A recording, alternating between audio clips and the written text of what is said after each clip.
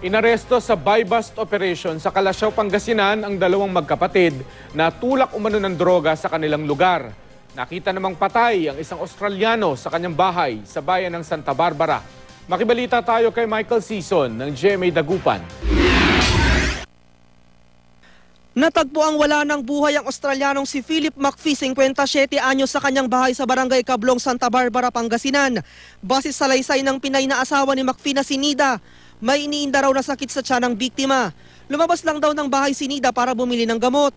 At nang makabalik ito, nakita na niyang patay ang kanyang asawa. Hindi naabutan ng GMA News ang asawang Pinay ng biktima. Pero ayon sa naiwang kaanak, inaayos na raw ang dokumento ng dayuhan para malaman kung iuwi ang bangkay sa Australia.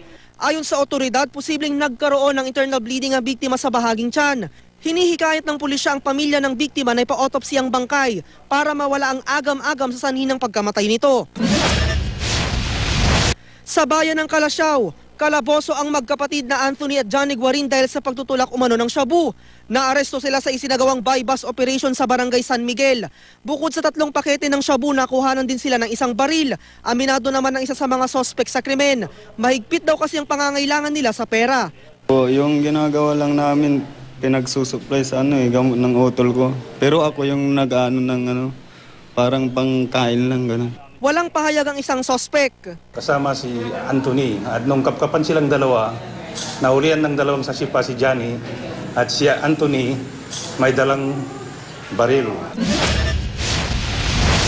Sa San Carlos City, problema ang nakawan ng baka. Sa isang operasyon ng pulisya, na-recover nila sa isang palayan sa barangay Payapa ang 3 nakaw na baka. May isa pang na-recover sa katabing barangay. Natunto ng mga hayop dahil sa mga nakitang yapak. Hindi lang daw iisang tao ang nasa likod ng pagnanakaw. Hindi nagbigay ng detalye ang pulisya tungkol sa mga posibleng salarin. Halos 80,000 piso raw ang halaga ng 4 na baka.